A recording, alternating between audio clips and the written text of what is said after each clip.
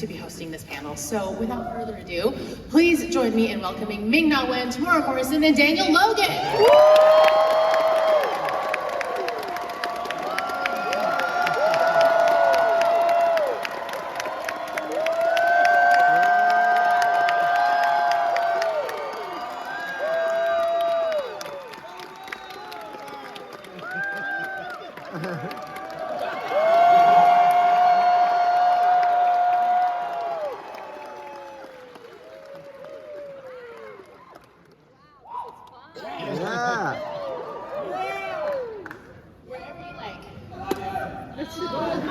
We love you. There you go. Wow, nice.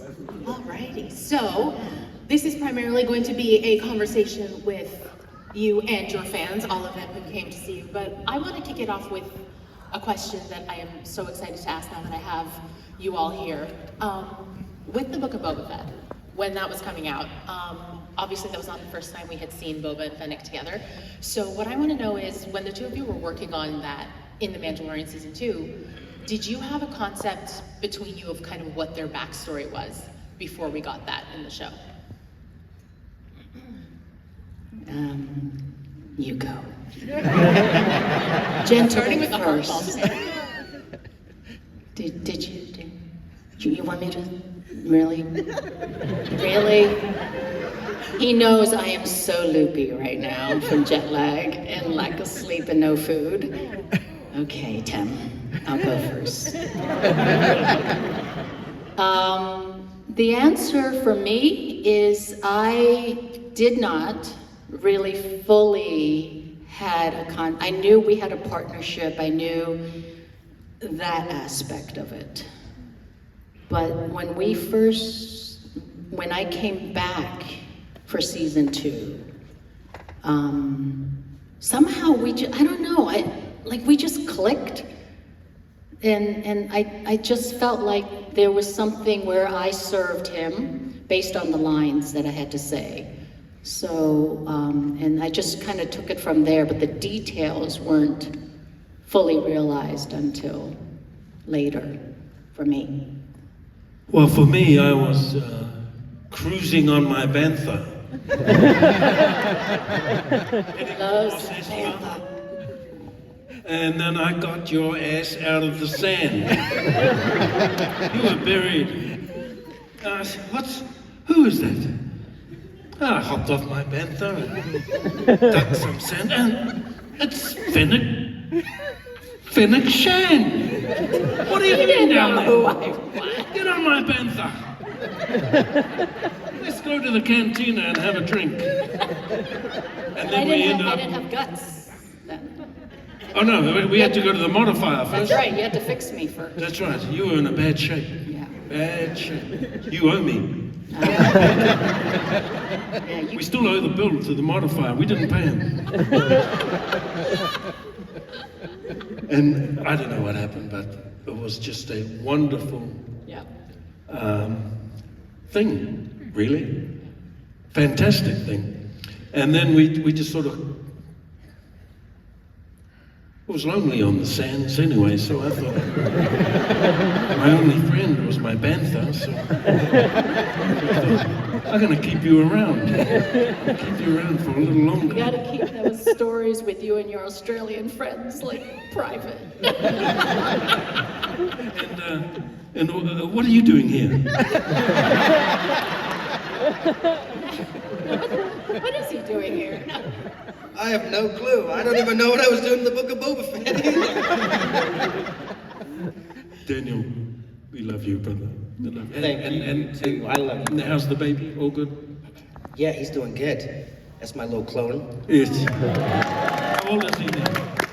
Almost 6. Almost 6. I tell him, go to your grandfather's, Django, and make sure you get your child support payments. So, still doing well. He sends us some payments once in a while so that I can keep my little clone alive. Seems Camino's now gone. He's getting too much time off school because you normally bring him to these conventions, don't you? Training him up. Good on you. He'll be signing autographs soon. And you were only 6 when I met you. I look like I was 6. I was 13. This guy used to talk so much on episode 2, Attack of the Clones. He wouldn't stop talking. He swear he had birdseed for breakfast, man. He was We just- curious. He was very curious. Yeah, no, we spent a lot of time in our spaceship. Yeah, yeah. And he's going, what are we doing here, Dad? What are we doing here, Dad? What do you do on your spaceship again? I just said, look, let's just look cool, son. I'm Clint Eastwood, and you're young Clint Eastwood. And we're gonna whole galaxy to look for some bounty. And we had fun there. And if it wasn't for that Attack of the Clones way back in the year 2000, I think it was, fortunately, Boba Fett had to look like Django Fett, so sorry about that, son.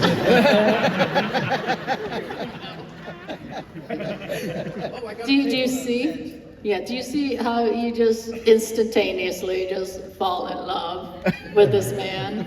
So, you know, just so fortunate to like be able to work with him. And I miss working with you. Why are you sitting miss so you this far away much. from me and so close to him? I'm jealous. I didn't want to feel like he was excluded from the thing. He said over there. Why did he get a separate? Now I'm so what I far want to away. do? I want to take a little moment here, and I just want to pay respects to 2 very important people. We lost Shana, our Costume. wardrobe lady recently, and our costume designer, who was a Amazing. big time talent and was responsible for all of my All of it. robes and all our costume. And that was very sad. And more recently also Carl Weathers. our brother Carl Weathers. I was just in Atlanta with him, and a lot of you people have worked with him, especially some of my crew, Kat and the agents and Stephen Lowe and everybody. And Carl was such a beautiful man. Beautiful. Beautiful man. Beautiful. And I remember pretending I was Rocky, going up to Carl, hey, Apollo! And I'm trying to put on some boxing moves. And he goes, you better get on your toes first, boy. Okay, I'm on my toes now. What a beautiful man. And he gave me such respect and love. So I just want to say a few words in my native language to those 2 and acknowledge them. Let me just take a few moments out. No reira Shauna, Carl, kia korua, e haere atu ki tērā, kei tua te arai, haere atu rā, kua mihihia, kua tangihia, kua poroporo aki tia kia korua. Mā te atua koutou, korua e manaki. God bless you both. I just translated, the 2 of them have traversed to the other side of the veil and gone to that place where of no return. So I farewell them, farewell. And so let the dead be dead and the living be alive today. Nō reira tēnā koutou, tēnā tātou. So I acknowledge all of us today here in the auditorium. So kia ora for that. Thank you very, very much. Thank you. They were just so close to us. We spent so much time with Shauna, putting all those robes on and getting out on the sand. I thought, oh man, I'm going to be hot on these robes. Let's get to the cantina. You know, because we work really long hours together and we become very close. And during the Book of Boba Fett as well, it was one of the first productions that came back from COVID. So we were dealing with intense, difficult situations where we really had to bond and focus and worry at the same time about everyone's health. And it was an intense situation, but somehow we managed to find the joy and the fun and being able to work together, and it really brought our family closer. And the Mandalorian family is incredibly special to me, special to you, special to you. Who are you again? What are you doing here? I always have to throw off jokes so that I don't get too wrapped up in getting emotional. But Yes. so when Shauna passed, it was incredibly shocking. She was very young, and And my goodness, Carl, wow, what a leader, a generous mentor to so many, including myself, an instant friend. And, you know, it just warms my heart so much that when I got off that plane, after I found out when I was up on the plane that he had passed, and, you know, you just realize, like, wow, he was so loved by so many, and every comment that I read online is true because that's who he was.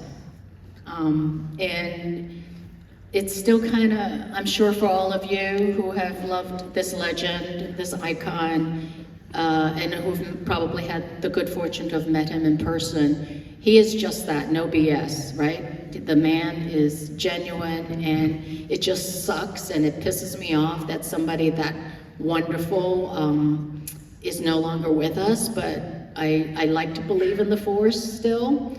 Being Buddhist, I like to believe that he's out there, you know, and just heaven needed more angels and called on him, and he's still with us, always. Was he a big part of the band? All the two directed the episodes? Yeah. Got to act with him? Yeah. Yeah, it was just a huge, beautiful man. I'm trying to like recover from that because, like you said, I was one of those who had the chance to meet him, albeit very briefly, and a very gracious man. One of the first people I ever got to interview, and I was obviously nervous, and he was just so gracious about it. So it was quite shocking for me as well.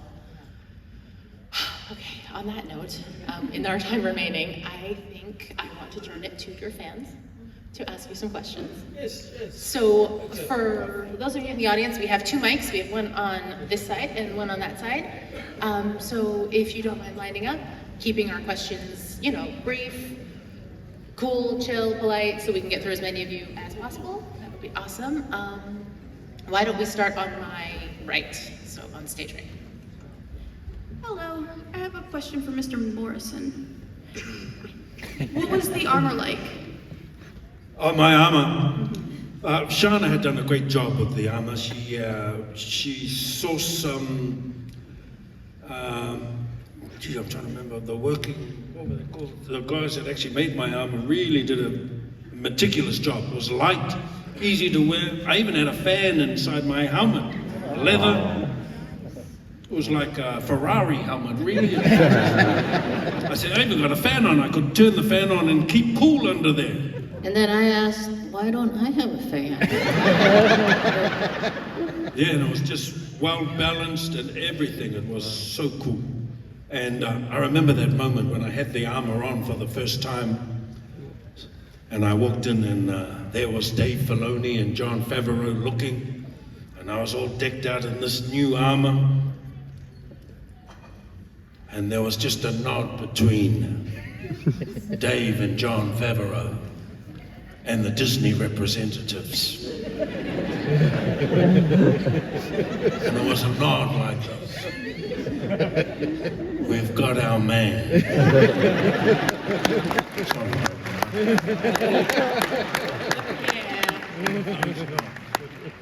And I started nodding too. You've got the right man. And the armor sort of just set it all off.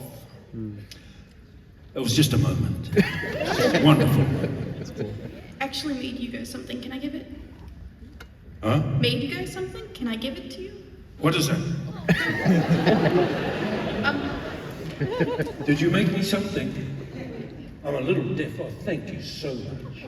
Oh, crochet. Crochet. Thank you very much. Thank you. Nice shirt. If you want to go ahead. I'm sorry, I did not make you guys anything. I apologize, I am unprepared. Next. But Daniel, Tim, Attack of the Clones was the first movie I remember going to see in theaters with my parents at a special impact on me. And Ming-Na, So many of my students that I teach at school are obsessed with Phoenix Chance, so they are super excited for Bad Batch Season 3. So, When is it coming up? February 21st? I knew you guys would know. So super deep question to all three of you. What is it like just playing some kick-ass characters?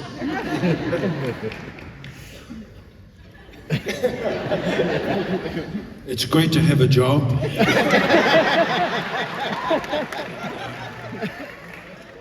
It's great when they've got the right man.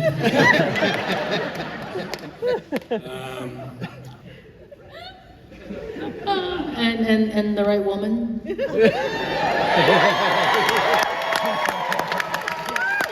should have really been Ken and Barbie. What went wrong there? What went wrong there? So good.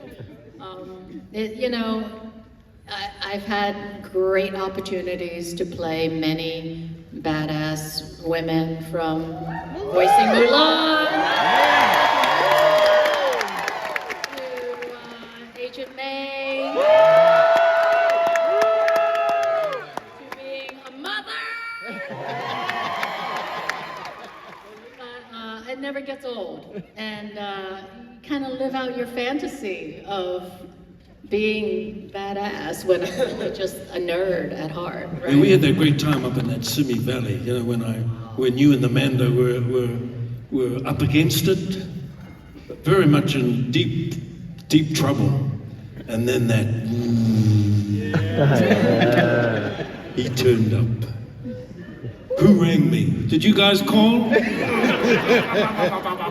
What a kick-ass action entry that was. Yeah! With your banta stick, With my gaffy stick. gaffy stick. Yeah.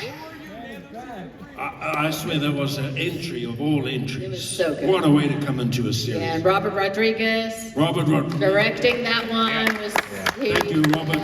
Yeah. Robert. That was so fun.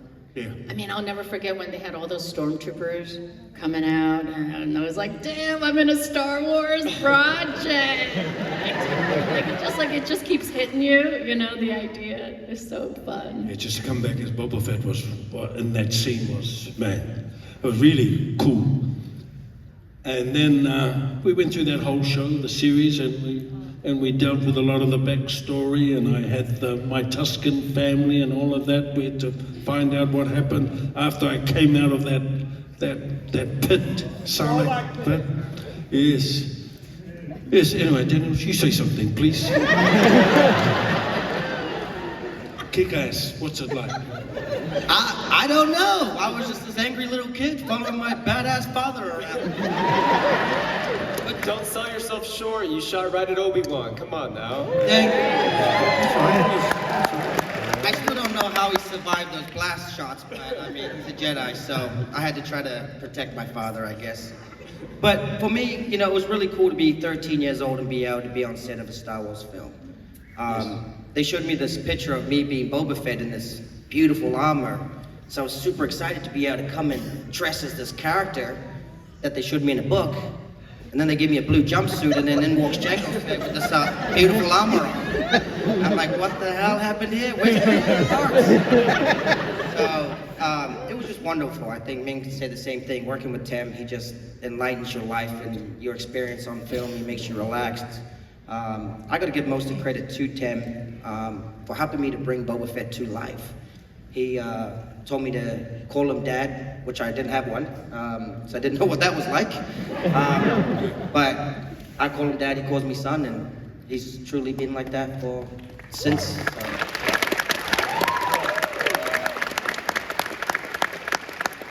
That's pretty badass. I got a father now. Thank you. So I am so sorry to say this. I'm getting the sign that I have to wrap. We have to clear the room. What? I know. I was just starting to enjoy If this. I had, You're like, if shut I up, had Daniel, the you power ruined to it. make You a took the choice, last show. I would stay here all afternoon because I could listen to the three of you all afternoon. But I am getting the sign that I have to clear the room. That's fine. Thank you so much for coming out. Thank We you. love you. Thank you so much. And, We appreciate the support yes, and all your kind words and your patience for waiting. yes. So thank you very much. Without you guys, we wouldn't be here today, really. Thank you, John Favreau, Dave Filoni, Disney. Thank you, Disney. Up the lights like that. I think there's Anyone from I Disney think- here? We're available for Book of Boba 2. Let's hear it. Boba Fett too. Thank you again. Thank you very much. We love Sing you. them a song while they leave. Have a song. Come on. Come on. Yes, sing. I'm a bit under the weather. I've lost my voice a bit. All right. I don't know what's happened. I Now caught a bit he of a says. bug on the aeroplane. Go ahead, sing. Give me a haiku. Sing. Sing a song. Papa wayari takune mahi he tu kuroi mata ioue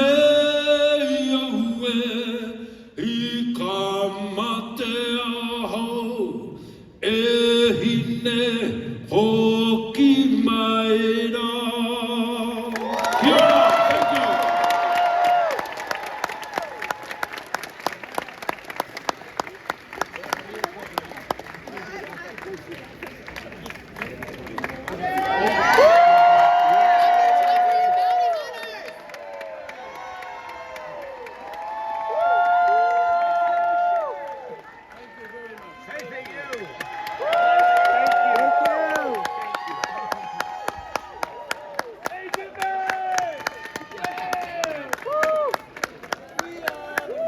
Thank you.